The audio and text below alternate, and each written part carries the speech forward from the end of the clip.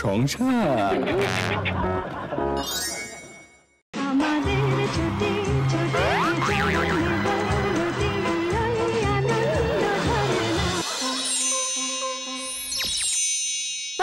এইটুকু একটা মেয়ে আমাকে hello hello hello hello. Lily পিসি অমিতাভ বচ্চনের সঙ্গে কাজ করেছেন, বিনোদ খান্নার সঙ্গে কাজ করেছেন, গুলজারের ছবিতে কাজ করেছেন। তো এই অভিজ্ঞতাগুলো কেমন?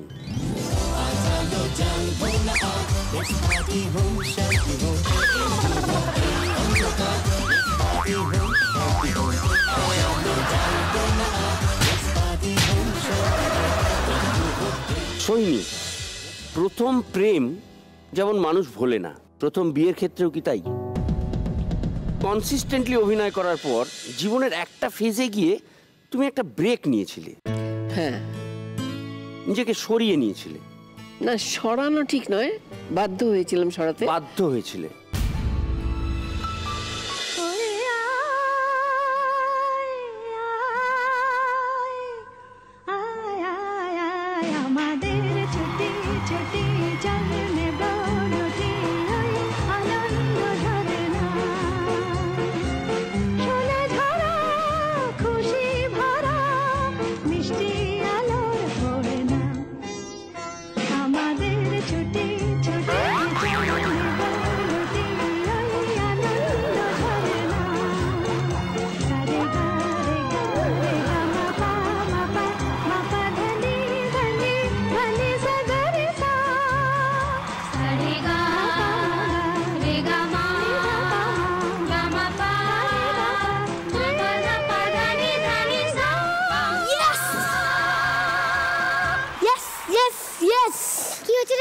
মজা হচ্ছে। স্কুলে গরমের ছুটি পড়তে চলেছে রে। আমার কতটা আনন্দ হচ্ছে বলে বোঝাতে পারবো না। থাক থাক থাক, তোকে আর বলে বোঝাতে হবে না, দেখিয়ে বুঝিয়ে দিচ্ছি তোর কতটা আনন্দ হচ্ছে। এই রক্তিমের ছুটিতে আমরা কি হোমেই স্টে করে থাকবো নাকি? No and never. ইয়েস। আচ্ছা, তাহলে কাজ করা যাক, আমরা বরঞ্চ একটা জায়গায় ঘুরতে যাব, একটা খুব ভালো জায়গায় ঘুরতে যাব। Yes yes, I love travel. Aunty, ওটা ট্রাভেল, আমরা তোমাকে ট্রাভেল দেব। ওই তুই আমার থেকে বেশি জানিস? হ্যাঁ, I know very well tour and travel. But হোয়ার যাব আমরা? আমার তো পাহাড় বেশি পছন্দ। শোনো না, গরমে যদি মজা করতে হয় তাহলে দার্জিলিং যাবো আমরা। আমি শীতে যাব। শীতে না, শীতে না, এখনই গরমে যাব। উফ বাবা রে বাবা, আমি শীতে মানে শীত সমুদ্রের কথা বলেছি। না না না, প্লিজ আমরা দার্জিলিং যাব। আমি মন্দারমণি যাব। আমি মন্দারমণি। ভালো গো, তুমি ভীষণ ভালো, কিন্তু আমি মন্দারমণি যাব। ঠিক আছে ঠিক আছে ঠিক আছে, বুঝে গেছি। আমার ভোট যেদিকে থাকবে সেখানেই যাওয়া হবে। কাকে ভোট দেওয়া যায়? প্লিজ আমাকে ভোট দিন, ভোট দিন, ভোট দিন, আমাকে ভোট দিন প্লিজ প্লিজ। তোমাকে আমি খুব খেতে দেবো। মন্দারমণি। রক্তিম, জানিস তো মন্দারমণির ওই সমুদ্রে বড় বড় হাঙর আছে। ওরে বাবা গো, কিন্তু হাঙরটা কি? আরে বাবা, ওটা হচ্ছে শার্ক। শার্ক। ওরে বাবা গো, ওরে বাবা গো, না না না না, ডেঞ্জারাস। ওরে বাবা গো, আমি দার্জিলিং যাব। রক্তিম রক্তিম, তুই জানিস দার্জিলিং এ না বড় বড় ব্ল্যাক ব্ল্যাক কালারের জোক আছে। ওরে বাবা গো, আমি দার্জিলিং এও যাব না। দার্জিলিং চল না। আমি দার্জিলিং, মন্দারমণি কোথাও যাব না। আমি একটা আলাদা জায়গায় যাব। আমি বরং জঙ্গলে যাব। গরুমারা জঙ্গল, জলদাপাড়ার জঙ্গল। ইয়ে, ওরে বাবা গো, ওরে বাবা, ওরে বাবা গো, না গো, ওরে বাবা গো।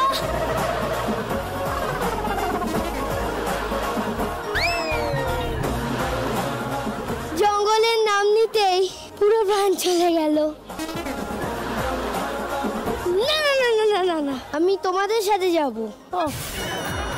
তোমরা আমার সাথে থাকলে আর আমাকে রক্ষা করার ভরসা দিলে আমি যে কোনো জায়গায় যেতে পারি। তোমরা লটারি করে ঠিক করে নাও।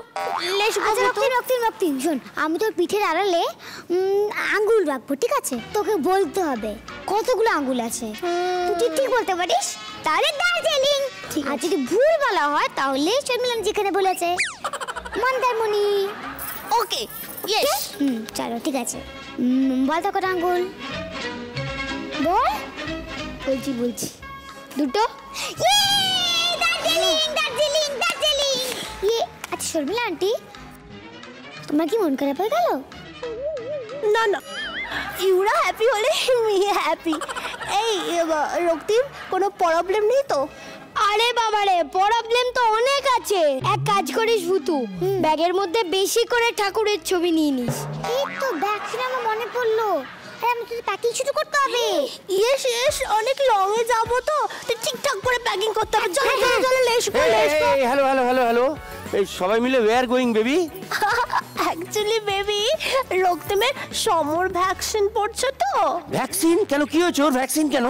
আরে ভ্যাকসিন না, ভ্যাকেশন, সামার ভ্যাকেশন। কোনো মায়া দয়া নেই? হ্যাঁ, পৃথিবীতে কি একটাই মুরগি? এতটাই নির্মম বেরহম? এই বেবি, হ্যাঁ। হুকে টেল করছো গো? মিস্টার বিধাতা, শুনেছি হাজবেন্ড ওয়াইফ সিলেকশনটা উনি করেন। বেবি, তুমি আমাকে রাউন্ড করে ইনস্টল করলে তো? মানে ঘুরিয়ে? Okay fine, very good. আমি কোথাও যাব না, আমি না বর্ধমানে চলে যাব। আমি সীতাভোগ মিহিদানা খেয়ে বেঁচে থাকবো। অপু আঙ্কেল, কি? আমার পছন্দের জায়গায় যাওয়া হচ্ছে, আর সেখানে যদি আমার পছন্দের শর্মিলা আন্টি না যায় তাহলে কি হবে তুমি সেটা বুঝতে পারছো তো? কি হবে এটা কি হবে? ও দারুণ, দেখাচ্ছি মজা।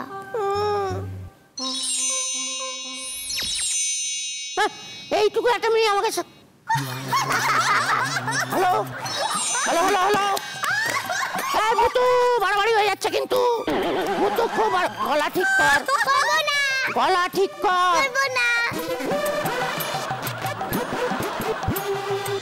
গলা ঠিক কর। গলা ঠিক কর। একটা উত্তম কুমারের dialogue please Apu uncle. Yes. Uttam Kumar, এটা খুব ভালো। তোমরা আমার জয়ের ধ্বনি দিচ্ছ, কিন্তু বিশ্বাস করো এই খুব খারাপ হচ্ছে। অমিতাভ বচ্চন। অমিতাভ বচ্চন, প্লিজ। এই যে दीनानाथ चौहान, पूरा नाम। बाप का नाम दीनानाथ चौहान, माँ का नाम सुहासिनी चौहान, गांव मंडुआ, আমি একটা পান্ডুয়া। এই বেবি অমরেশ পুরী। मोगम्बो खुश नहीं हुआ। এই নেক্সট শাহরুখ খান। ওইটা মনে হচ্ছে কাছাকাছি হবে। ওকে।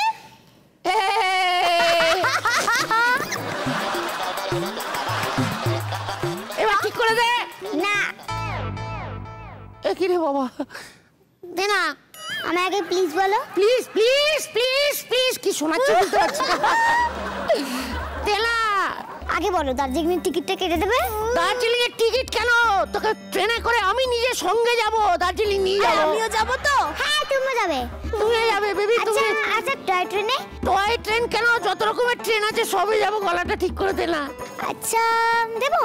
ওকে, ঠিক আছে, গলাটা ঠিক হয়ে যাও তো প্লিজ প্লিজ প্লিজ। দেখি বেবি, তুমি ফিমেল থেকে মেল হলে কিনা দেখি। সে করো। হ্যালো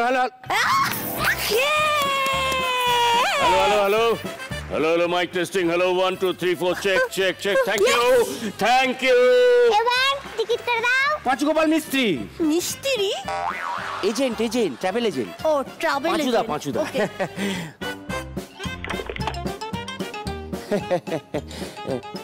হ্যালো পাঁচুদা, অপু বলছি।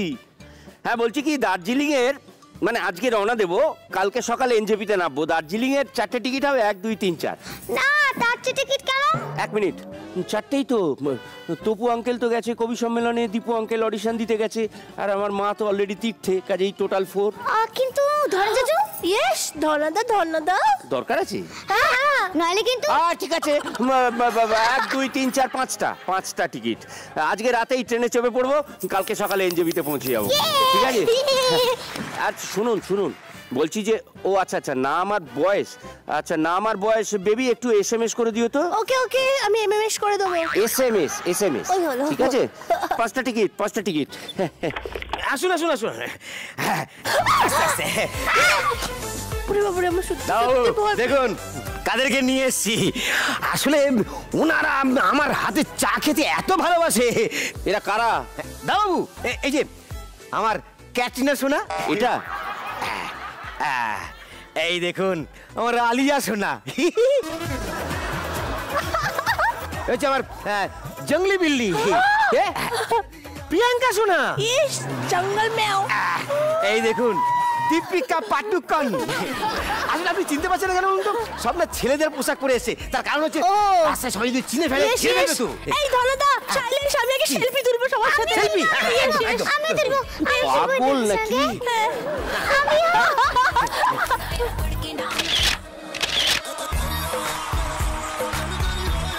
গেস্টকে বেশি বিরক্ত করবে না কিন্তু। আর মাথা খারাপ করতে হবে, এখানে দাঁড়াও। আরে বড় আর্টিস্টরা, এদেরকে বিরক্ত করলে তো মুশকিল, বুঝতে পারছেন না? বেবি একটু সামনে থেকে দেখো, তোমার ক্যাটরিনা, এই মানে আলিয়া, এই প্রিচপস, ধপের চপ। না মানে তুমি দীপিকা, আমি প্রকাশ পাড়ুকোন। ওদিকে যাও, বেরো বাড়ি থেকে বেরোবি।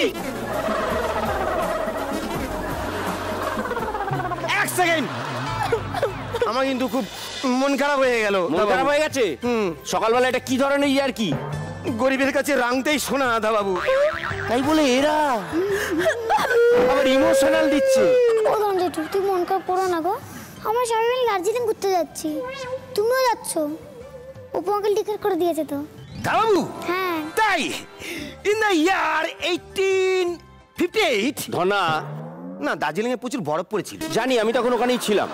কার সাথে বেবি? প্যাকিং করবো আমরা সবাই মিলে, প্যাকিং করবো। চলো। ও ধনা প্যাকিং করতে গেলে তো ওটা লাগবে। আমার এক জোড়া সাদা হাওয়াই চটি ছিল, তার একটা পাচ্ছি না। দেখেছিস কোথাও ধনা? কি হলো রে ধনা? কানে কথা যাচ্ছে না নাকি? কোনো গন্ডগোল আছে ডেফিনেটলি। ধনা কি বলছিলাম, আমার সাদা রঙের এক জোড়া হাওয়াই চটি ছিল, তার একটা খুঁজে পাচ্ছি না। বলছি কি দাবাবু, কাল রাত্রে ওই পনিরের তরকারি খেলেন না? কাল রাত্রে পনিরের তরকারির সঙ্গে হাওয়াই চটির কোনো সম্পর্ক নেই। আমি চটি খুঁজছি, চটি। না বলছি কি ওই বাড়িতে তো পনির ছিল না, তো আপনার ওই সাদা হাওয়াই চপ্পলটা এক পিস আমি কুচু করে মানে পিস করে তরকারি করেছিলাম। বাজে কথা বলিস না। তুই হাওয়াই চটি পিস করে আমায় খাইয়ে দিবি, আমার শক্ত লাগবে না? তা কি করে হয়? না আসলে কি প্রেসার কুকারে না দুখানা সিটি মেরে নিয়েছিলাম তার আগে। তোর একদিন কি আমার একদিন।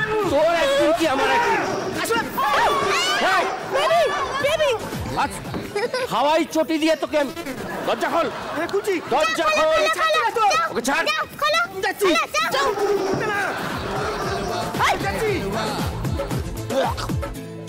আসুন দাবাবু, দেখুন কারা এসেছে। ও বাবা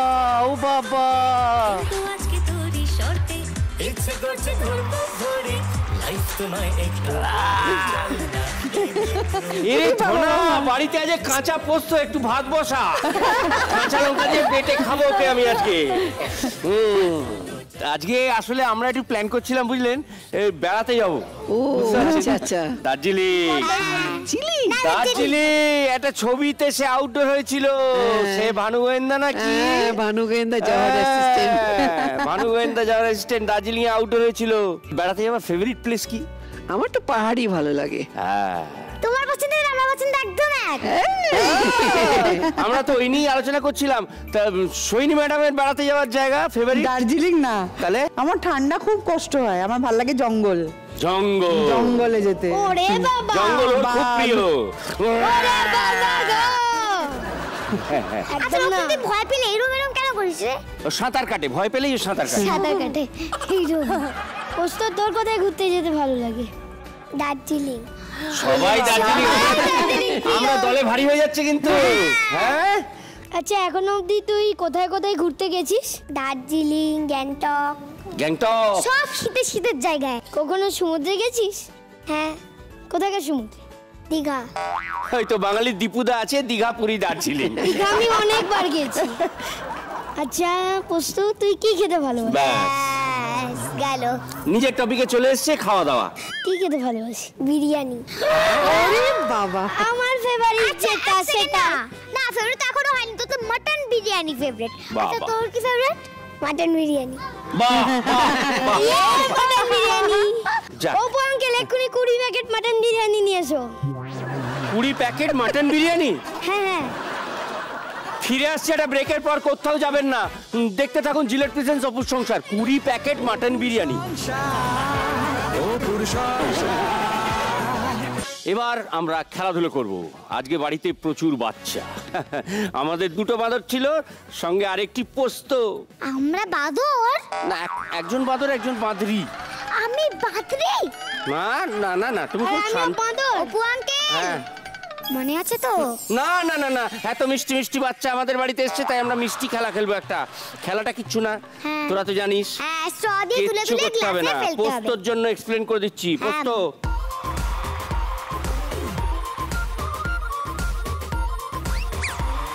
আরে বাহ, এই তো বুঝেছি। হাওয়া দিয়ে টেনে এক একটা কালার তুলে এক একটা গ্লাসে ফেলতে হবে। একটা গ্লাসে দুটো কালার হয়ে গেলে কিন্তু গ্লাসটা ডিসকোয়ালিফাইড হয়ে যাবে। আরেকটা ব্যাপার হচ্ছে, সময় শুরু বললে খেলাটা শুরু হবে, আর একটা হুটার বেজে যাবে বঁ করে, তার মানে খেলা শেষ। ঠিক আছে, তিনজনে একসঙ্গে খেলবে, তুমি, ভুতু আর রক্তিম। এবার আমরা খেলায় চলে যাব। তোমাদের সময় শুরু হচ্ছে এখন। তোল তোল তোল। বাহ,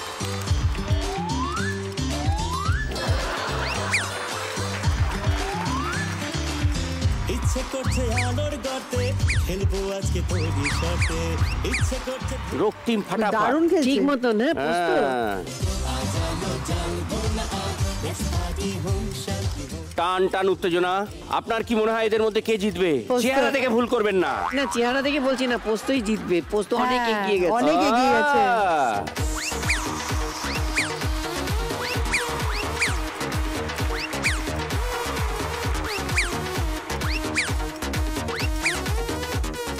বাবা একটু সাবধান হও, রং মিক্স হয়ে গেল। এই রে, এই গ্লাসটা গেল।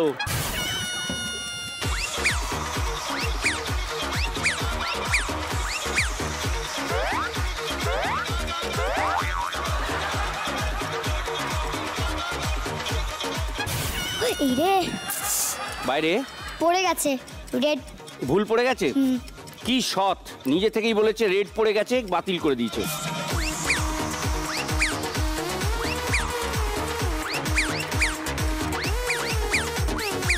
সময় কিন্তু শেষ হয়েছে, তাড়াতাড়ি তাড়াতাড়ি লাস্ট।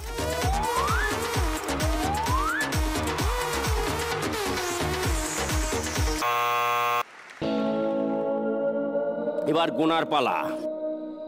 কিন্তু আমার একটা সন্দেহ হচ্ছে। কি? রেডের মধ্যে অরেঞ্জ মিশে গেছে। না, এই গ্লাসটা ডিসকোয়ালিফাইড। যাক, দেখছি কটা আছে। 1 2 16 17টা ইয়েলো, 18 19 37 38 39।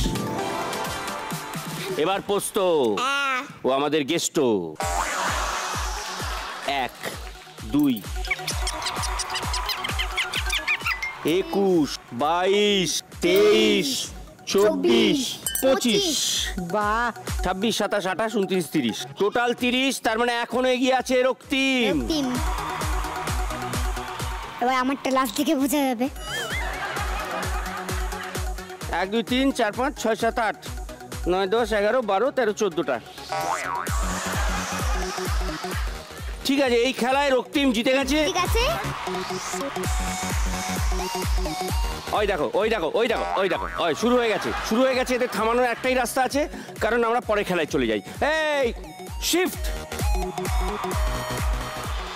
পরের গেম আমাদের এতক্ষণ ধরে বাচ্চাদের সঙ্গে খেললাম, তাদের মুখ এখনো চলছে, শেষ হয়নি। ওরা একটু ব্যস্ত আছে বলে আমরা এবার বড়দের সঙ্গে খেলবো। ওই সেই খেলাটা খেলে বুঝবো যে ওনাদের মধ্যে কতটা মিল আর কি। খেলাটা খুব সিম্পল। ওখানে দুটো বাক্স আছে, আমি নিয়ে আসছি।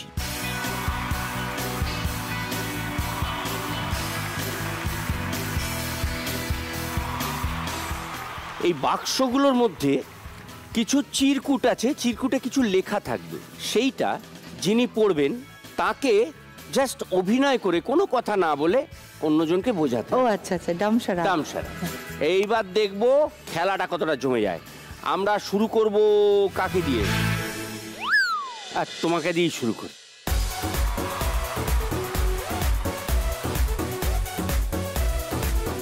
একটা জায়গার নাম। আমি যখন ছোট ছিলাম এলাহাবাদে ছিলাম, পরে কলকাতা এলাম। এলাহাবাদ আর কলকাতার মাঝখানে বুঝতে পারছি না, আর বলো। বিহার।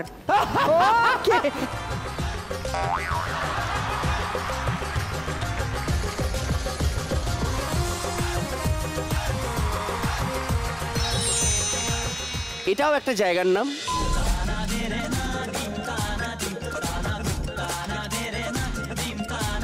ভারতনাট্যম মাদ্রাস, চেন্নাই কর্ণাটক, কেরালা।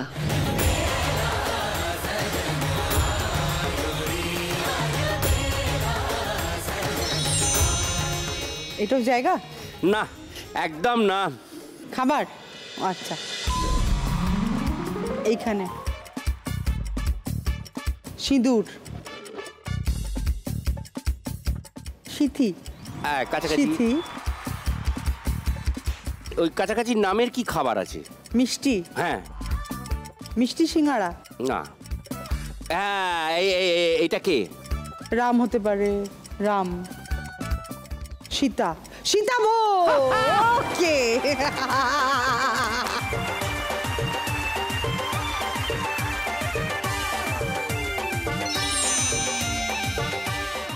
এটা একটা স্পেশাল দিন।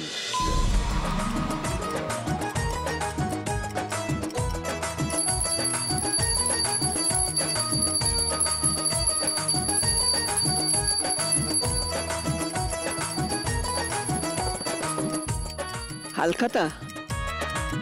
আচ্ছা, পয়লা বৈশাখ, অক্ষয় তৃতীয়া। একদম কারেক্ট।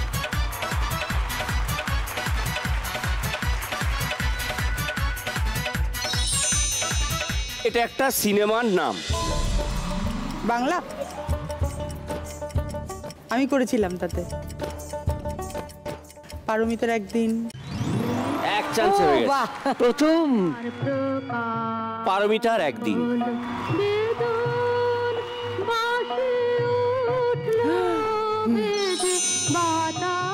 এটাও একটা সিনেমার নাম। ফেলুদা? আরো আগে। ব্যোমকেশ, কিরিটি। একটা সিনেমার নাম। সিনেমার নাম ভানু গোয়েন্দা, জহর অ্যাসিস্ট্যান্ট। বাবা, উনি ছিলেন তাই।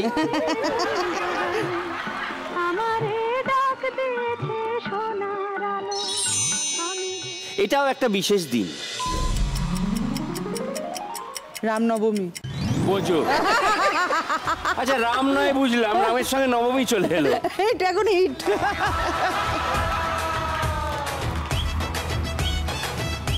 ওকে, আগেই বলি এটাও একটা খাবার। পোস্ত, পোস্ত।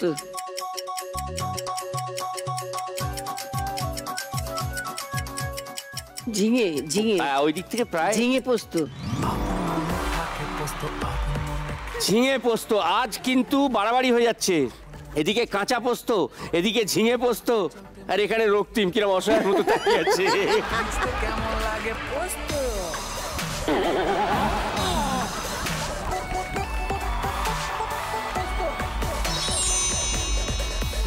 এটা একটা সময়ও বোঝা যেতে পারে, বা এটা একটা সিনেমার নামও বটে। চাঁদ, সূর্য, সূর্যাস্ত, গোধূলি, রাত, বেলা শেষে। সূর্য থেকে আস্তে আস্তে নেমে গেল শেষ। বসো, আর একবার একটা জাস্ট।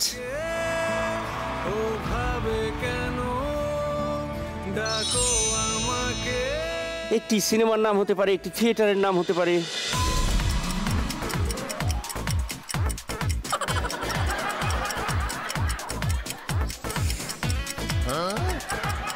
বিলকিস বেগম না। শ্রীমতী ভয়ঙ্করী। আরে বাপ রে বাপ, কোনো ডায়লগ মনে আছে? এমন মার মারবো না চামড়া খুলে ডুকডুকি বাজাবো। ব্যাস, উল্টো দিকে খালি রঞ্জিত কাকুকে দরকার, খালি বলে চাপকা পেতে ছাল তুলা দেবো ভাই। অসাধারণ। আমাদের এই রাউন্ড শেষ। উনি সব কটা পেরেছেন, ও একটা বোঝাতে পারেনি। এই রাউন্ডের উইনার উনি, অলওয়েজ উইনার। আমরা নেক্সট খেলায় ঢুকে যাচ্ছি। ধনা, কি গেম হবে গো? ওই দেখো। আর একটা জিনিস আছে, 1 মিনিট। যা বাবাটা, একটু মিউজিক্যাল চেয়ার খেলা হবে না? না না না না, মিউজিক্যাল চেয়ারই হবে, কিন্তু নিয়মটা একটু আলাদা। কিরকম? সামনে এই স্মাইলি বল রাখা থাকবে। আচ্ছা, মিউজিকটা চলবে, তোমরা ঘুরছো। এই মিউজিকটা থামবে, অমনি হাতে একটা স্মাইলি বল নিতে হবে, নিয়ে বসে পড়তে হবে। কিন্তু যার হাতে বল থাকবে না সে আউট, মানে বেবির ভাষায় ডিসকুলিফাই। বাকি দুজন হাতে বল নিয়ে দৌড়াতে শুরু করবে। আবার মিউজিক শেষ, হাতে বল থাকবে, আবার একটা বল নিয়ে বসতে হবে।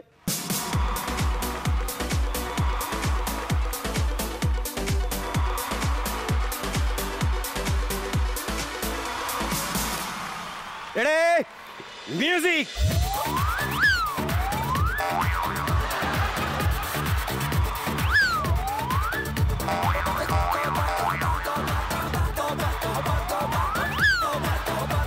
যা তাড়াতাড়ি যা। পোস্তা দৌড়ো। तौबा तौबा वे तेरी सूरत, माशाअल्लाह वे तेरी सूरत, तौबा तौबा वे तेरी सूरत।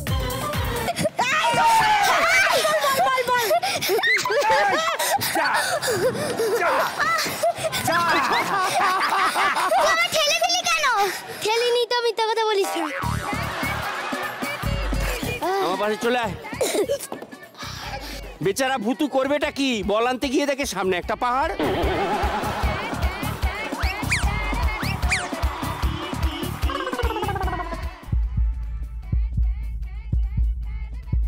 কি হয়েছে? জীবনে প্রথম দৌড়ালো এতটা?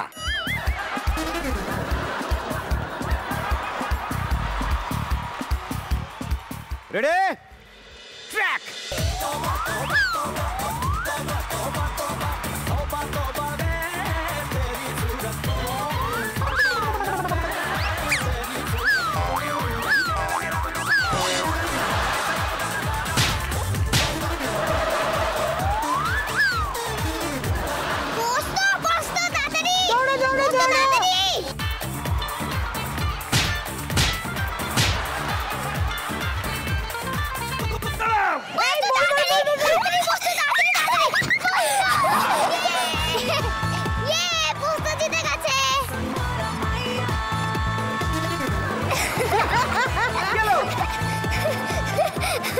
Ambulance, ambulance, ambulance! আর একটা ক্রেন, ক্রেন লাগবে, একটা ক্রেন।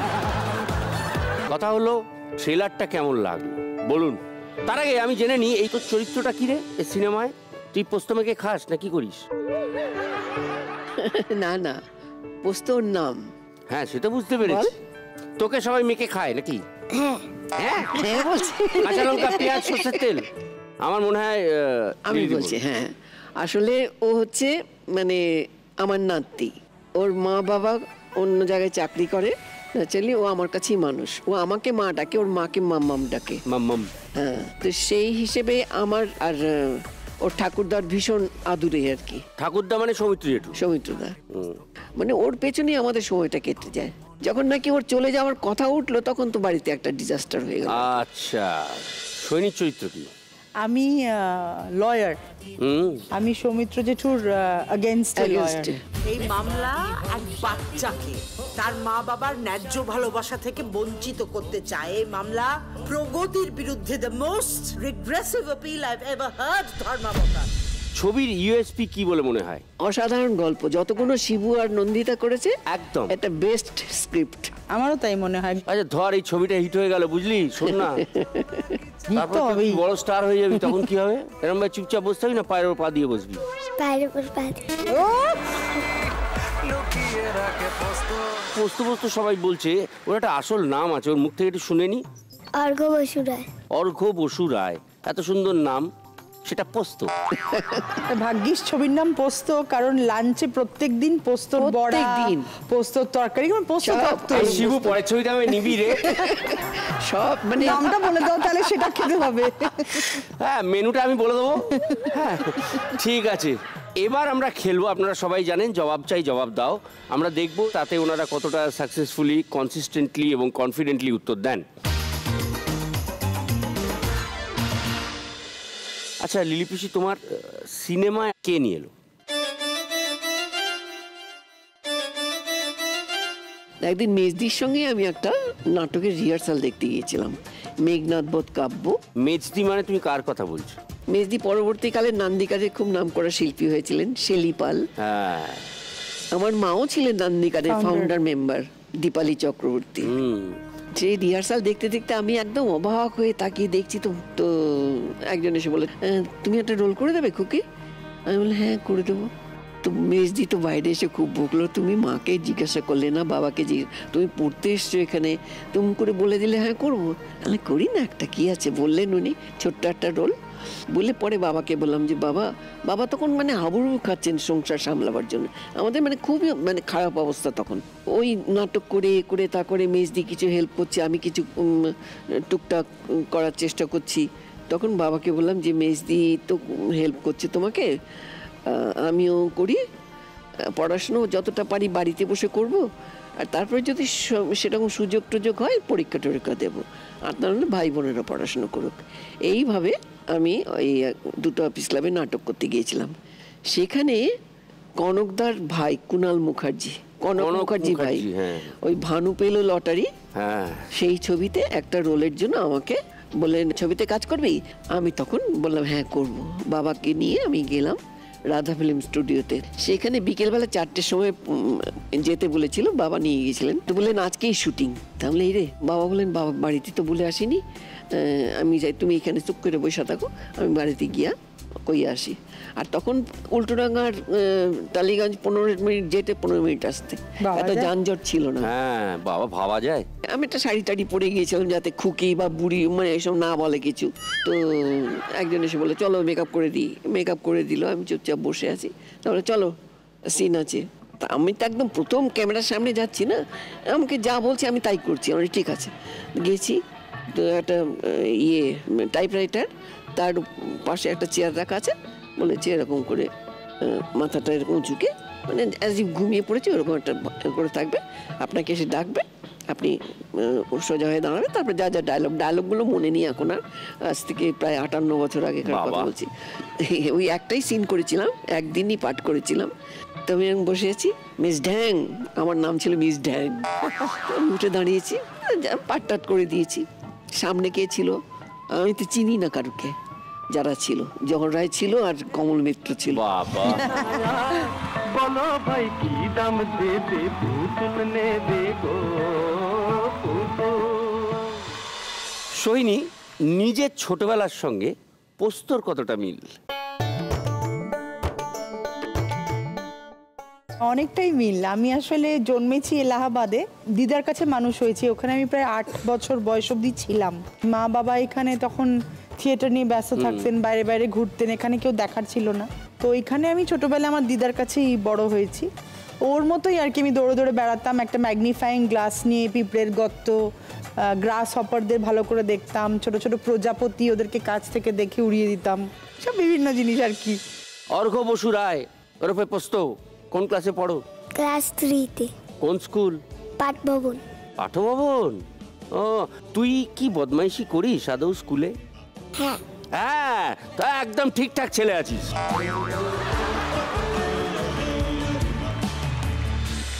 সোহিনী, হ্যাঁ, সন্ন্যাসীর থেকে গিফট নিয়েছিলে? হ্যাঁ হ্যাঁ। কি গিফট? পাইথন।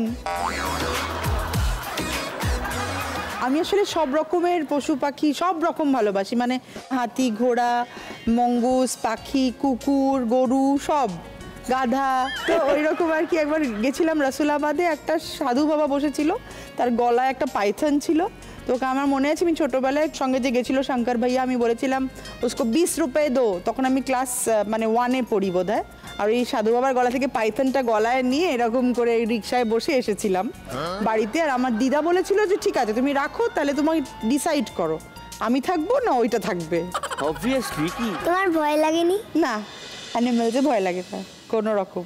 একবার ওই আলিপুর চিড়িয়াখানায় আমি গেছিলাম, আমার হাতি খুব ভাল লাগে, মানে খুব ভালো মনে হয় আর কি। তো একটা এরকম বাচ্চা হাতি ছিল, তাকে খাওয়াতে হয় না, এরকম সুর বাড়িয়ে দেয় আর খাওয়াতে হয়। তো আমি গিয়ে এরকম খাওয়াচ্ছিলাম আর আঙুল দিয়ে এরকম করে ভিতরে এরকম নাকে সুড়সুড়ি দিচ্ছিলাম হাতিটা। তারপরে আমি ওকে টাটা বলে ঘুরে যাচ্ছি, আরও ট্রাঙ্কটা দিয়ে আর কি তাবাস করে পিঠে তাবাস করে মেরেছিল। তো আমার খুবই খারাপ লেগেছিল, তখন আমি উঠে এসে সুরে পটাশ করে মেরেছিলাম, মেরে চলে গেছিলাম। এরকম অনেক কিছু আছে। সুরে করে তুলে নেয়নি না, ছোট ছিল ওটা, ছোট বাচ্চা হাতি আর কি। হাতির সঙ্গে হাতাহাতি। সৈনী, ছোটবেলায় বাবাকে কি বলে ডাক? দাড়ি বাবা। দাড়ি বাবা? এখনো দাড়ি বাবাই বলি। দাড়ি বাবা তো আমরা তো চিরকাল দাড়িই দেখে এসেছি, দাড়ি ছাড়া তো দেখিনি, খুব কম, একবারও দেখিনি বোধহয়। একবার বাবার চেষ্টা করেছিল, চিনতে পারিনি আমি। মানে আমার কোনো মানে অদ্ভুত লেগেছিল আর ওর বাবা মানে আমরা সবাই জানি স্বনামধন্য নাট্য ব্যক্তিত্ব রুদ্রপ্রসাদ সেনগুপ্ত। পোস্ত অনেকক্ষণ চুপ করে বসে আছে, মেয়েকে খাবো এবার তোকে। এই যে পোস্ত সিনেমার গল্পের মতো, তুই কি নিজের দাদু দিদার সঙ্গে এরম ভাবেই মজা করে হুল্লোড় করে কাটাস? হ্যাঁ। কি মজা করিস? অনেক কিছু খেলি। অনেক কিছু খেলিস? আচ্ছা, কি খেলিস? লুডো। বাহ। আর ক্যারাম। কে যেতে বেশিরভাগ সময়? দিদা। দিদা। আচ্ছা।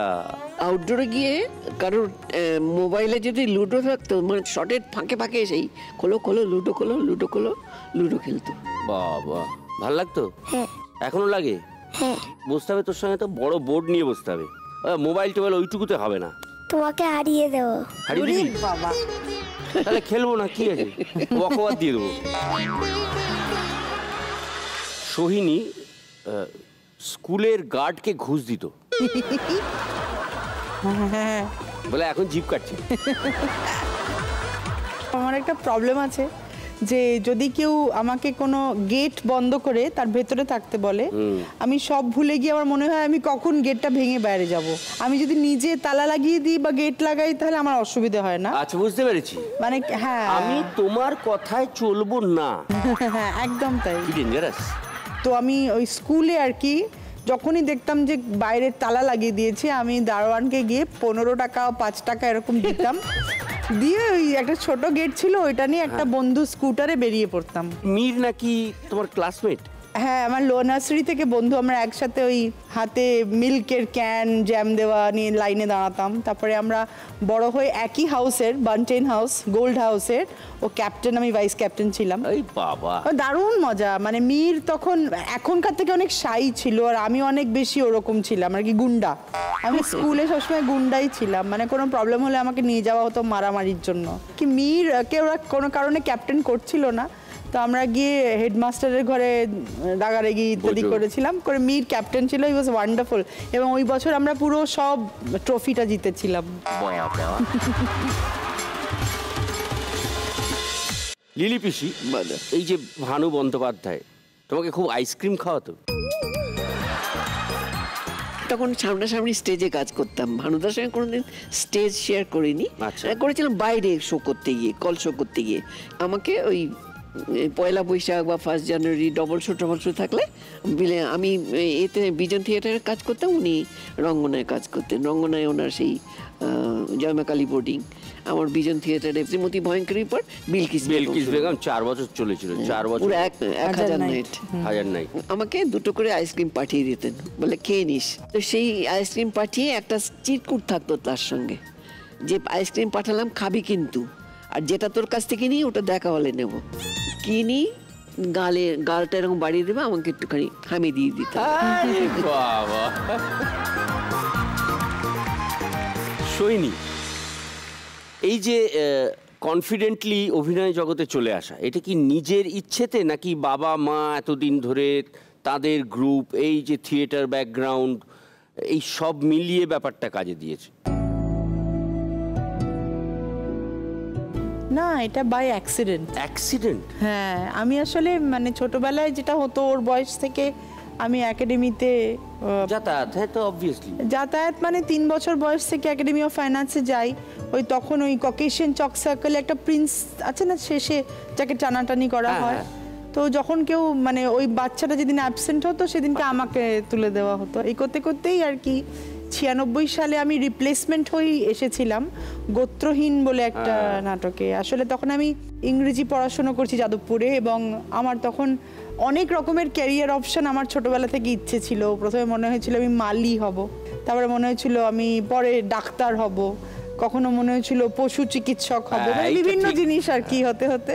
তো আমার কলেজে আর কি সবাই ভাবতো যে আমি বোধহয় পড়াশুনোটাই পারসিউ করে বিদেশে হয়তো যাব পড়াশুনো করতে।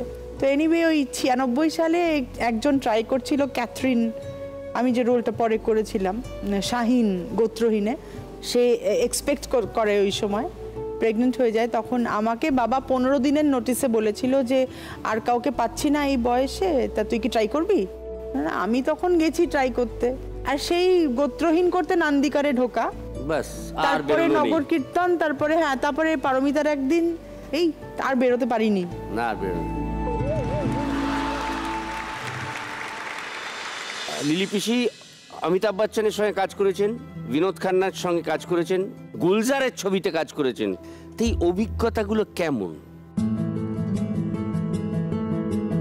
আমি ঠিক মানে ওইভাবে কাজ করব বলে কিন্তু বোম্বেতে যাইনি। একটা ছবি করতে গিয়েছিলাম, একটা তো অনেকবার যাতায়াত করতে হচ্ছিল। সেও একজন বাঙালি প্রডিউসার ছিল ওখানে, ভানু বন্দ্যোপাধ্যায় তার নাম। সুলোচনা দেবী ছিলেন তখনকার দিনে, সে মায়ের রোলটা। সুলোচনা দেবীর হাজবেন্ড। আচ্ছা, সম্পূর্ণ বিষ্ণু পুরাণ ছবির নাম ছিল। সেই ছবিটা করতে গিয়ে কিছুদিন থাকতে হয়েছিল বোম্বেতে। তখন আমাকে কলকাতা থেকে তনুবাবু গিয়েছিলেন ফুলেশ্বরী ছবিটা করার, স্ক্রিপ্টটা পড়াবেন বলে। তো মুকুলদাকে ডেকেছেন, আমাকেও ডেকেছেন, একসঙ্গে দুজনকে শোনাবেন বলে। মুকুলদা মানে? মুকুল রায় গান লিখতেন। হ্যাঁ, মুকুলদার সঙ্গে সেখানে দেখা হতো। মুকুলদা বললেন, এ কি আপনি বোম্বেতে আছেন, আমি জানি না। জানি না মানে বলে, ওখান থেকে সব আর্টিস্টরা এলে তো আমাদের সঙ্গে যোগাযোগ করে কাজের জন্যে। আমি তো সেভাবে আসিনি, আমি একটা ছবি কাজ করছি, আর তাছাড়া আমি কারোর সঙ্গে যোগাযোগ করে কাজ চাইবো সেরকম এটা মেন্টালিটি আমার নয়, তা আমি সেভাবে আসিনি। বলে ঠিক আছে, খুব ভালো। তো ড্রাইভারকে বলেছে দিদিকে বাড়িতে পৌঁছে দিয়ে এসো। আমার হাজব্যান্ডও গিয়েছিলেন সঙ্গে, দুজনকে রাত্রে ডিনারের নেমন্তন্ন করেছিলেন। তা আমি বললাম, এই মানে আমার বাড়ির থেকে মানে রাস্তাটা পেরোলেই যে হোটেলটা ছিলেন সেই হোটেলটা ছিল, আমি হেঁটে চলে যাবো এখান থেকে এইটুকুনি। বললাম না, বাড়িটা দেখে আসুন, যদি আমার দরকার হয়। পরের সপ্তাহতেই গাড়ি পাঠিয়ে দিয়েছেন, বলছে এরকম साहब बोला आपको लेके जाने के लिए। मैंने क्या बोले कोई डायरेक्टर साहब फोन किया था, इसीलिए बोला कि दीदी को लेके आओ। সেই ওনার বাড়িতে গিয়েছিলাম। বললেন যে গুলজারজি ফোন করেছিলেন, তা আমি আপনার নাম বলতে বলছি, আরে কালকে আমি ওনার দিয়া নেয়া ছবিটা দেখেছি, আমার ভীষণ ভালো লেগেছে ছবিটা, উনি ভীষণ ফ্রি অ্যাক্টিং করেন, আমার খুব পছন্দ হয়েছে, আপনি একটু আমার সঙ্গে আলাপ করিয়ে দিন। তো আমার সামনে ফোন করলেন। তো গুলজারজি বললে, আমার বাড়িতে অনেক লোকজন বসে আছে, উনি কি কিছু মাইন্ড করবেন আপনি যদি ওকে পাঠিয়ে দেন আমার বাড়িতে? গেলাম, সত্যি সত্যি অনেক লোকজন বসেছিল। ড্রাইভারকে বললো উनको बाजू के कमरे में बैठा। তো এরকম একটা সোফা মতন ছিল, আমি সোফাতে গিয়ে বসেছি, আর এখানে নিচে বিছানা করা ছিল। 10 মিনিট বাদেও নিলেন সরি বলে, এসে এরকম পাটা মুড়ে নিচে বসেছেন। আমি তাড়াতাড়ি উঠে বসতে যাচ্ছি, নেই আপনি বসুন, আপনি উপরে বসুন, বাংলায় বলছে, বলে টলে উনি পুরো গল্পটা আমাকে শোনালেন। আচানকের পুরো গল্পটা শুনিয়ে বললেন যে কবে থেকে শুটিং আরম্ভ হচ্ছে, কবে শেষ হবে, সব বলা হয়ে গেল। তারপরে তো আপনার কোনো ছবি টবি আছে? ছবি মানে বলে কোনো স্টিল আমরা সব কিছু আনিনি, আমি এখানে কাজ করতে এসেছি, কাজ করে চলে যাব, এমনি বাড়িতে এমনি যা হোক একটা। ঠিক আছে ড্রাইভারকে, আপনি তো এতক্ষণ বাংলায় কথা বলছি আপনার সঙ্গে, আপনি হিন্দি কিরকম বলেন আমি তো জানি না। তা আমি বললাম आप मेरे साथ हिंदी में बात कीजिए, आपको पता चलेगा कि मैं कैसे हिंदी बोलती हूँ। बोले अरे बाप रे, आपको तो लगता ही नहीं बंगाली है। बिल्कुल मैंने जया जी जैसी बात कर दी। आप जया भी वहाँ की है, मध्य प्रदेश की है। আমি বললাম আমি মধ্যপ্রদেশে ছিলাম। যাই হোক সব বলা টলা হয়ে গেল। আমি কিছু ছবি ছিল বাড়িতে খুচরো কাচা, পাঠিয়ে দিলাম ড্রাইভারকে দিয়ে। আমার একটা কন্ট্যাক্ট নাম্বারও দিয়ে এলাম, একটা ফোন করে ডেকে দেবে আর কি। তখন তো ফোন টোন নেই ওখানে। দিন 10-15 হয়ে গেছে, গুলজারজি ফোন করলেন একদিন ওই নাম্বারে, যে আমি ভালো হয়তো বলবেন যে অমুক দিন শুটিং হবে। বলছে আমি আপনাকে একটা নাম্বার দিচ্ছি, আপনি কি তাকে ফোন করবেন? বলে কাকে? বলে আমার প্রডিউসারকে। বললেন সরি গুলজারজি, আপনার সঙ্গে আলাপ করার ইচ্ছে ছিল, আমি গিয়েছিলাম, আপনার ছবিতে কাজ হলে খুব ভালো হতো, কিন্তু আমি কোনো প্রডিউসারকে গিয়ে বলবো না যে আপনার ছবিতে আমাকে কাজ দিন, এটা আমি কোনো দিন করিনি, এটাও করব না। আচ্ছা ঠিক আছে, হ্যাঁ রাখি তো বলছিল লিলিদি নিয়ে নাও, খুব ভালো। ঋষিদাও বললেন আরে আমাদের লিলি নিয়ে নাও। ঋষিদা কো প্রডিউসার ছিলেন ওই ছবিটাতে। আচ্ছা, তো ঋষিকেশ মুখার্জি। হ্যাঁ, তারপরে তো আমি চলে এলাম বলে, আমি জানি আর হবে না ছবিটা, কারণ প্রডিউসারকে ফোন করিনি আমি। তারপরে ঠিক যেদিন শুটিং তার আগের দিন বিকেলবেলা এরকম ব্যালকানিতে দাঁড়িয়ে আছি চাটা খেয়ে, দেখি একটা গাড়ি এসে দাঁড়ালো, কাকে কি জিজ্ঞাসা করলো, এরকম করে কে দেখিয়ে দিল, কারোর বাড়িতে এসছে হয়তো। দেখি আমার বাড়ি বেল টিপছে, খুলে দেখি দুটো লোক এসছে, আর একটা হ্যাঙ্গারে করে কিছু শাড়ি টাড়ি নিয়ে একটা লোক সঙ্গে এসছে। বলছে যে এরকম गुलजार जी भेजा, कल शूटिंग है, 10 बजे गाड़ी आ जाएगी, आप रेडी रहना, এইসব বললো টলো। আমি হাঁ করে শুনে যাচ্ছি কথাগুলো, যে কালকে শুটিং, আমি এখনো পর্যন্ত জানি না কালকে শুটিং। और ये साड़ी भेजा तो आप कौन कौन सा पहनेंगे? हम लोग मुझे क्या मालूम कौन सी में क्या पहनना है, वो कैमरामैन और डायरेक्टर जो बोलेगा मैं पहन लूँगी। এই করে আমার তারপরের দিন সকালবেলা শুটিং হলো, সারা ছবিটা শুটিং হয়ে গেল, ডাবিং হয়ে গেল। আমি প্রডিউসার দেখিনি, কিচ্ছু দেখিনি, টাকা পয়সা কী দেবে কিচ্ছু জানি না, আমার ডাবিং সব হয়ে গেছে। আমি দাদার একটা স্টুডিওতে শুটিং করছিলাম অন্য একটা ছবির, তখন ওই প্রোডাকশন ম্যানেজার এসে বলে লিলি জি চলিয়ে সাহব বুলায় আপকো। কোন সাহব? সিপি জি, এনসি সিপি ডিরেক্ট মানে প্রডিউসার ছিলেন। আমি তো ওনাকে চিনি না। বলে চলিয়ে मैं लेके जाता हूँ। মানে নিয়ে গেছে। আমি দেখি একটা এরকম রোগা মতন লোক, একটা বড় টেবিল আর একটা চেয়ারে এরকম বসে আছে। আমাকে দেখে বলে क्या रे तेरे को पैसा वैसा नहीं चाहिए? हाँ दे दीजिए। कितना देने का? मेरे को क्या मालूम कितना देने का। तो चेक बहुत चालाक है, मेरे को क्या मालूम। এই তারপরে জিজ্ঞাসা করলো তুমি বাঙালি রান্না করতে পারো কি না? আমি বাঙালি রান্না তো জানি। না ওই ইলিশ মাছের কী সব বলে, বলে हाँ ইলিশ মাছ का पातुरी और চিংড়ি মাছের হচ্ছে মালাইকারি। বলে हाँ तेरी आंटी बहुत पसंद करती है, मैं गाड़ी भेज दूंगा, डड्डू जाएगा। डड्डू মানে রাজ সিপ্পি, যে পরে ডিরেক্টর হয়েছিল। ডড্ডু 3rd অ্যাসিস্ট্যান্ট ছিল তখন গুলজারের, ওর ছবিতেও কাজ করেছি আমি ইনকার। হ্যাঁ, পরপর ঋষিকেশ মুখার্জির সঙ্গে দুটো মানে সেম প্রোডাকশন, কিন্তু আচানক তারপরে করলাম চুপকে, তারপরে করলাম আলাপ, তারপরে ইনকার। তখন ইনকার যখন করি তখন আমি কলকাতায়। একদিন সিপিজি নিজেই ফোন, क्या रे तू क्या कलकत्ता में रहेगी? अरे इधर नहीं आने का नहीं है, अरे राज पिक्चर बना है, राज की पिक्चर में काम नहीं करेगी। ছুটি নিয়ে তারপরে গিয়েছিলাম। আমি রংমহলে তখন থিয়েটার করতাম। চুপকে এক্সপিরিয়েন্স কিরাম? চুপকে তো সব চুপকে আমরা বলতে আমার গর্ব হয় বাঙালি হিসেবে। আগে আমাদের ছদ্মবেশী হয়েছে, তারপর চুপকে হয়েছে। ছদ্মবেশীর রিমেক চুপকে। শর্মিলা আমাকে চেনে, জয়াও আমাকে চেনে। জয়ার সঙ্গে বাংলা ছবিতে কাজ করেছি এখানে কলকাতায়, শর্মিলার সঙ্গেও কাজ করেছি, তো ওরা আমাকে চিনতো। ধর্মেন্দ্রজিও চিনতেন না, অমিতাভও চিনত না, আর আসানিজির তো কথাই নেই, ওদের সঙ্গে কারোর মানে আমার আলাপ ছিল না। কিন্তু প্রত্যেকে কখনোই মনে হতো না যে আমি একদম ওদের সঙ্গে একদম প্রথম কাজ করছি। এত গল্প গুজব হই হল্লা, মানে আমাকে নিয়েও হতো অনেক কিছু, কিন্তু বেশ মজাই পেয়েছিলাম। কিন্তু তারপরে যখন আলাপ করলাম, সিরিয়াস, একদম সিরিয়াস ছবি, ঋষিদা আমার হেয়ার ড্রেসারকে বলেছিল যে লিলির মেকআপ হয়ে গেলে, সব হয়ে গেলে আমাকে এনে দেখিও। আর ওনার তো দাবা খেলার শখ, বাইরে একটা চকি পাতা আছে, সেখানে দাবা খেলছেন। আমার মেকআপ টেকআপ চুল টুল বাঁধা হয়ে গেছে। ঋষিদা আমার যে হেয়ার ড্রেসার ছিল, চালিয়ে দাদা কো দিখানা হয় বলে নিয়ে এসছে, বলে দাদা দিদি আইয়া, দেখে দেখে হ্যাঁ সবই ঠিক আছে। তারপরে কিছু চুল টুলের বললো এই করতে হবে। দেখলাম দূরে অমিতাভ দাঁড়িয়ে আছে, পেছন ফিরে কার সঙ্গে গল্প করে যাচ্ছে, পাটা এরকম তোলা, চোখের একটা কোণে। আমি ভাবলাম যে ডাকবো, যদি চিনতে না পারে ইস খুব খারাপ লাগবে। আমি কিছু না বলে চলে এসেছি। যেই পেছন ঘুরেছি, क्या लिली जी एक साथ काम किया, हेलो भी नहीं बोला, हाय भी नहीं बोला, वापस चली जा रही। আমি बोला ये भगवान, अरे नहीं आप किसी से बात कर रहे थे इसलिए डिस्टर्ब नहीं किया। हाँ हाँ मेरे को मालूम है सब कुछ। মানে ছোট, মানে অল্প বয়সে ও এরকম ফিল করেছে, অনেক কিছু ফেস করেছে, সেটা জানি, সেই জন্যই ও ভাবি খুব মজা হতো।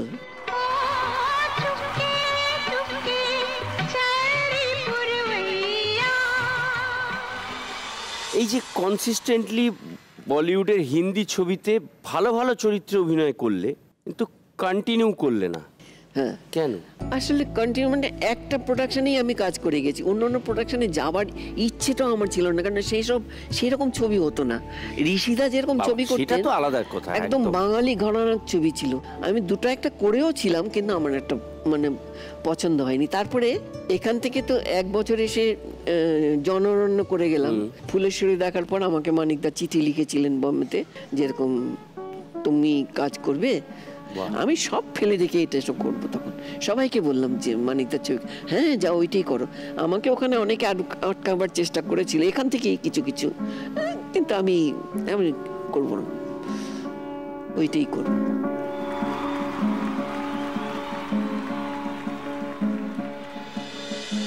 আর সোহিনী পরিচালকদের কাছ থেকে পালায় কেন?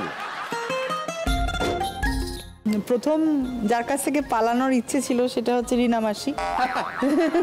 তা আমাকে ওই নগর কীর্তন বলে একটা নাটক ছিল, সেটাতে আমি করেছিলাম নন্দিকারে। তো সেটা দেখতে এসেছিল, আমার মনে আছে ফার্স্ট রোতেও না, 2-3টে রো পিছনে।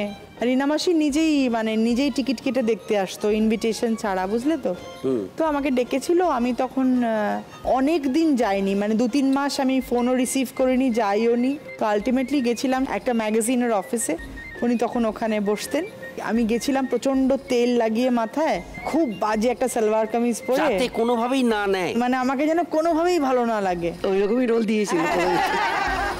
আমি সেটা বুঝিনি। তো আমি ভাবছি কি না কি বলবে, বাবা সিনেমায় ডাকছে সুন্দর সাজগোজ হবে। তো গিয়ে আমি বসে দেখেছিলাম, আমার সামনে একদম পারফেক্ট একজন মহিলা বসে আছেন, একদম স্ক্রিন থেকে নেবে এসেছেন দেবী আর কি। She was perfect. আমার মনে হয়েছিল, আমি বলেছিলাম দেখো, বলেছিল না তোকে একটা স্কিজোফ্রেনিক এরকম ক্যারেক্টারের জন্য। আমি না আমাকে নিও না, আমি কিন্তু নিজেই স্কিজোফ্রেনিক, আমার বাবাকে জিজ্ঞেস করো। তখন বাবাকে ফোন করে বলেছিলেন কি রুদ্রদা এরকম করছে, কিন্তু ওকেই তো ভাবছি। তো এই প্রথম, তাও আমি পালাতে পারিনি, আমাকে নিয়ে এই পাঠটা করিয়েছিল। তারপর শিবুও অনেক দিন বাদে আর কি আমাকে ধরাধরি করার চেষ্টা করেছিল। আমার তখন আমার শিবুকে দেখে মনে হয়েছিল এ কি সিনেমা বানাতে পারে, কারণ ওকে আমি খুব ছোটবেলা থেকে চিনি, 11-12 থেকে। অ্যাক্টিং করতে ভালো, দারুণ অ্যাক্টিং করতে শিবু, ছেড়ে ছুড়ে দিয়ে গোস্ত খাও। তা আমার তখন মনে হয়েছিল যে শিবু কি সিনেমা বানাবে, বলে ওকে আমি সরিয়ে দিয়েছি। তখন শিবু বললো ঠিক আছে, তোকে আমাকে বিশ্বাস করতে হবে না, একজনের সাথে আলাপ করাবো চল। আমার দিদির সঙ্গে আলাপ হয়েছিল, নন্দিতা রায়। ওকে মনে হয়েছিল যে না, একে বিশ্বাস করা যায়। না শিবুকে তো আমি অনেকদিন চিনি, ওকে ঠিক আমার সিরিয়াস মনে হতো না। তারপরে দিদির সাথে যাই, দিদির সাথে কথা হয়, আমার মনে হয় যে এর সাথে কিছু একটা আমার ওয়েভলেন্থে ম্যাচ করছে, করতে করতে ইচ্ছে। তারপরে আর শিবু আমাকে ছেড়ে দেয়নি কোনোদিন। লিলি পিসি অনেক বছর ধরে সাকসেসফুলি এবং কনসিস্টেন্টলি অভিনয় করার পর জীবনের একটা ফেজে গিয়ে তুমি একটা ব্রেক নিয়েছিলে। হ্যাঁ, নিজেকে সরিয়ে নিয়েছিলে। না, সরানো ঠিক নয়, বাধ্য হয়েছিলাম সরাতে। বাধ্য হয়েছিলে। আমার হাজবেন্ড খুব অসুস্থ হয়েছিলেন তখন, আর ওনার মানে আমার তো কোনো ইস্যু নেই আমার, সেই জন্য উনি খুব লোনলি ফিল করতেন একা একা বাড়িতে থাকতে। আপনি বলতেন কাজ করতে, বলেও বলতেন যে তুমি ঠিক যদি পারো সন্ধ্যের মধ্যে চলে আসবে। হ্যাঁ, 7টার মধ্যে। আমি জানি সেটা, মানে ওনার দৃষ্টিশক্তির একটু হ্যাঁ গন্ডগোল হয়ে গেছিল, মানে যখন নাকি চোখটা অপারেশন হলো রেটিনাটা ছেড়ে গিয়েছিল, তারপরে একটা চোখে গ্লুকোমা ছিল। ন্যাচারালি ওনার একটুখানি মানে একা একা থাকতেও একটুখানি ভয় পেতেন, করতেন। তখন আমি আস্তে আস্তে আস্তে আস্তে কমিয়ে দিলাম কাজ, কমাতে কমাতে একদম শেষই করে দিলাম যে করব। তুমি একটা টাইমের পরে শুটিং করতে না, এটা আমি আমার সামনেই হয়েছে যে আমাকে এবার যেতে হবে। হ্যাঁ 4টে না 5টা ম্যাক্সিমাম। তো এরকম করেছিলাম কিছু কাজ। ওইটা তো ঋতুর ছবিটাও ওই সময় করেছিলাম, ও আমাকে ছেড়ে দিত ঠিক সময়। একদিন হঠাৎ এরকম আমি ফোন করতাম, তখন মোবাইল ফোন এসে গেছে। একদিন দুপুরবেলা কিছুতেই ফোন ধরছে না, টেনশন হয়ে যায় না? হ্যাঁ, টেনশন হচ্ছে। তারপরে আমি আমার এক ননদ থাকতো এতে শ্যামবাজারে, তাকে ফোন করে সে গেল বাড়িতে, আমার ড্রাইভার আর কি, সে তখন বাড়িতে থাকতো, কারণ সে মানে ঋতু আমাকে গাড়ি করে নিয়ে যেত, গাড়ি করে পাঠিয়ে দিত। তো সে ডেকে ডেকে পাচ্ছিল না দেখে ও আমাকে ফোন করেছে যে দাদাকে ডাকছি, দাদা সাড়া দিচ্ছে না। তখন এসে দেখা গেল মানে ওই ফোনটা ধরতেই এসেছিল, ধরতে এসে পারেনি, পড়ে গেছে। পড়ে গিয়ে ওরকম ঘুষতে ঘুষতে গিয়ে গেটটা খুলে দিয়ে এসছে। তারপর ওরা ঢুকেছে, ওরা ডাক্তার দেখেছে, আমাকে ফোন করেছে। ঋতু আমাকে তাড়াতাড়ি ছেড়ে দিল সেদিন, যে তুমি চলে যাও বাড়িতে।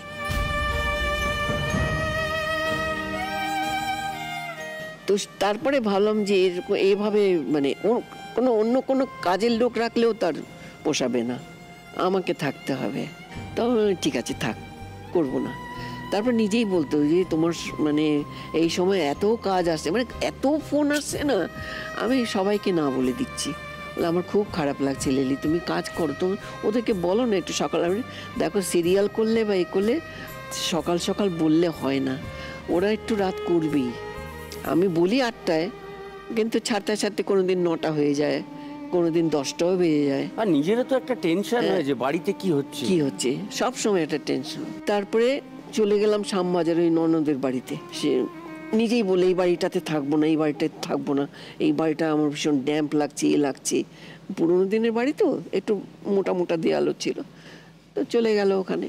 সেখানের থেকে একদিন খুব অসুস্থ হলো, নার্সিংহোমে ভর্তি করলাম। 15 দিন সেখানে থাকবে না, নার্সিংহোমে চলে আসবে। তারপরে নিয়ে আসা হলো, ডাক্তারকে বলে হ্যাঁ নিয়ে যান, এবারে উনি অনেকটা কিওর হয়ে গেছেন।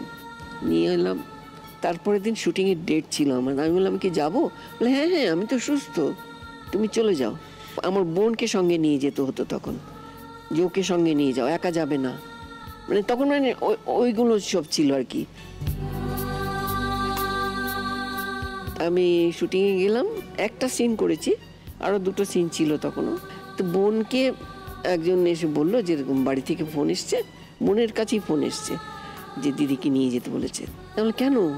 তো সুস্থ হয়ে গেছে, সকালবেলা তো বললো ভালো আছি। তো বলছে না, এ তো বললো ফোন করে নিয়ে যেতে। তো গাড়ি দেখি প্রোডাকশন ম্যানেজার সঙ্গে যাচ্ছে। তুমি যাচ্ছ কেন? তো বলছে না দেখে আসি, যদি সেরকম দরকার হয় আমিও কিছু করতে পারি, হয়তো নার্সিংহোমে নিয়ে যেতে পারি কিছু। সে তো ওখানে লোকজন আছে। তা আমি যখন বাড়ির কাছে গিয়েছি দেখি অনেক লোক দাঁড়িয়ে আছে, তখন আমার মনটা একদম বুঝতেই পেরে গেছি তখন যে আর নেই।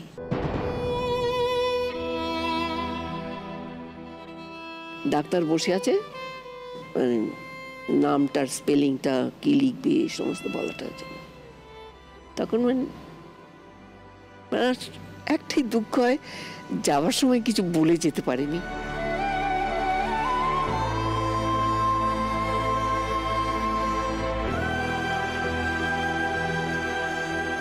আমি মানে লাস্টের দিকে যত রকমের চেষ্টা করেছি। একটা মানে হাঁটতে পারতেন না তখন আর কি, উঠে হেঁটে একটা হুইল চেয়ার কিনে দিলাম, আমি নিজে নিজে নিয়ে গিয়ে বারান্দায় বসিয়ে দিতাম, একটু লোকজন দেখুক, গাড়ি দেখুক। বয়সও হয়েছিল অনেক, আমার থেকে 18 বছরের বড় ছিল। এরম উদাহরণ খুব কম পাওয়া যায় যে কেরিয়ারেও এতটা সাকসেসফুল এবং সমানতালে পারিবারিক জীবনেও এতটা বন্ডিং, মানে এটা হ্যাটস অফ, কিছু বলার নেই, রেয়ার।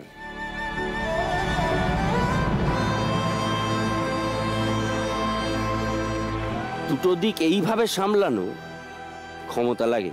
এটা কিন্তু ওরও অনেক অবদান না না, ছিল। ডেফিনেটলি এক হাতে তালি বাজে না, কিন্তু আমাকে ইন্ডাস্ট্রিতে দাঁড় করাবার জন্য ওকে অনেক কিছু স্যাক্রিফাইস করতে হচ্ছে, নিজের বিজনেস সমস্ত করে সব ফিক্সড ডিপোজিট করে দিয়ে, মানে বাড়িটা আমি দেখবো, তুমি কাজ করো।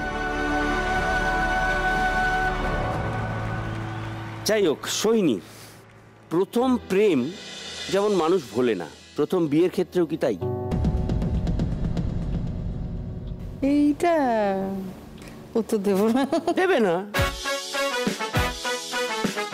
জিলেট গার্ড লাইফলাইন ধরে বসো। আমাদের একটা নিয়ম আছে যে আমাদের কোনো প্রশ্নের উত্তর যদি কোনো গেস্ট না দেন, তাকে এই জিলেট গার্ড লাইফলাইনটা নিতে হয়। এর মানে হচ্ছে এবার ওই দর্শক আসন থেকে কেউ একজন প্রশ্ন করবেন, হ্যাঁ, সেই প্রশ্নের উত্তরটা কিন্তু দিতে হবে। এই রে, আচ্ছা, কে প্রশ্ন করবেন? আমার নাম হচ্ছে সিদ্ধার্থ পাল। সিদ্ধার্থ আমি বাবু, ব্যারাকপুর থেকে আসছি। ব্যারাকপুর। কি প্রশ্ন সৈনিকে? আমার প্রশ্ন হচ্ছে, আপনি যে এই সিনেমায় চরিত্রগুলোতে অভিনয় করেন, তা আপনি কি সেরকমই না অন্যরকম? এই কি বলতে চাইছে?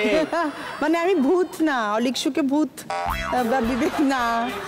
আমার যেটা হয় যে স্কুলে অনেক সময়, আমি যে স্কুলে পড়াই 5 থেকে 12 পড়াই, তো একদম ছোট বাচ্চারা আর কি, তারা মাঝে মাঝে অলিক সুখের পরে যখন যেতাম, ওরা আমি ক্লাসে ঢুকলেই এরকম করে উঠতো, তখন এরকম ওরা ভয় পেত। তারপরে আস্তে আস্তে মানে ওরা আমাকে স্কুলে যেভাবে চেনে, আমি খুবই মাদারলি, খুবই লাভিং, আমি বাড়িতেও তাই, আমি খুব সুগৃহিণী, আমি খুব ভালো রান্না করি, সেই জন্যই বোধহয় ভালো অভিনেত্রী বলে, কারণ আমি নর্মাল লাইফে ওরম নয়। আচ্ছা, আপনি এই রাউন্ডের শেষে ওনাদের সঙ্গে একটা সেলফি তোলার সুযোগ পাবেন। Thank you very much, thank you. এবার খেলবো র্যাপিড ফায়ার। সৈনিকে দিয়ে শুরু করি। শাড়ি না গয়না? শাড়ি। পরিপাটি নাকি আগোছালো? আগোছালো। অবসর সময় বই পড়া না গান শোনা? বই পড়া। বেশি প্রিয় কোনটা, মঞ্চ না পর্দা? মঞ্চ। বিবাহিত মহিলাদের নতুন করে প্রেমে পড়া উচিত না? না, অবশ্যই সবসময় প্রেম পড়া উচিত। একদম, এটা বিশ্বাস করি। শুধু মহিলাদের কেন, বিবাহিত পুরুষদের জিজ্ঞেস করো না কেন তোমরা? এবার লিলিপি, আলু পোস্ত না শুটকি মাছ? আলু পোস্ত। আহা, থিয়েটার না সিনেমা? অবশ্যই সিনেমাটাই বেশি করেছি, কিন্তু থিয়েটার থেকে আমি অনেক কিছু শিখেছি। দুর্গা পুজোয় কলকাতা না বাইরে? আমার বাইরেই ভালো লাগতো। মধ্যপ্রদেশে ছিলাম, সেখানে কি সুন্দর দুর্গাপুজো হতো। তাই? বারবার ঘুরে ঘুরে প্রত্যেক বছর এক এক জায়গায় হতো, 12টা জায়গা ছিল। বাবা, নিজেকে কোথায় সব থেকে বেশি সুন্দর লাগে, আয়নায় না পর্দায়? আয়নায় সেরকম দেখি না, পর্দাতেই যেরকম রোল করি সেরকম লাগে। কিরকম পোশাক বেশি পছন্দ, ইস্টার্ন না ওয়েস্টার্ন? ইস্টার্নই পছন্দ। এই পোস্ত, তোকে একটাই প্রশ্ন করবো র্যাপিড ফায়ার, সাট করে এক্ষুনি একটা আইডিয়া এলো মাথায়, এক কথায় উত্তর দিবি কিন্তু মন থেকে। রক্তিম না ভুতু? রক্তিম। এই রে, তবে আজকে কিন্তু ভুতুকে দেখে মিষ্টি মিষ্টি হাসছিল। সৈনে, হ্যাঁ, বুদ্ধিমান ছেলে কিন্তু, হ্যাঁ, হাসির মধ্যে একটা বদমাইশি আছে কিন্তু, পাদুর নাচছে। ঠিক আছে, সিদ্ধার্থ বাবু চলে আসুন।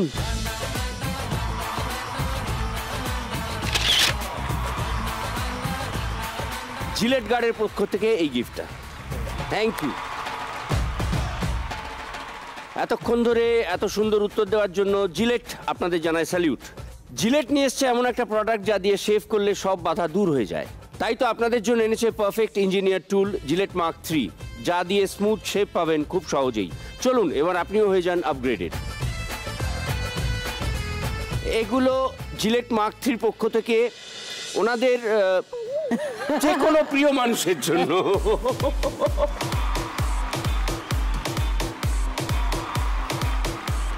এখানে হ্যান্ড ব্লেন্ডার আছে, এখানে কফি মেকার আছে। কে কোনটা নেবে? মারপিট না করে প্লিজ। এটা তো এটা ব্যাস হয়ে গেল, মিটে গেল ওটা ওদিকে। এটা এদিকে। হ্যাঁ আমি ওইটাই চাইছিলাম, কফি বাহ, বাহ, মেকারটা। বাহ।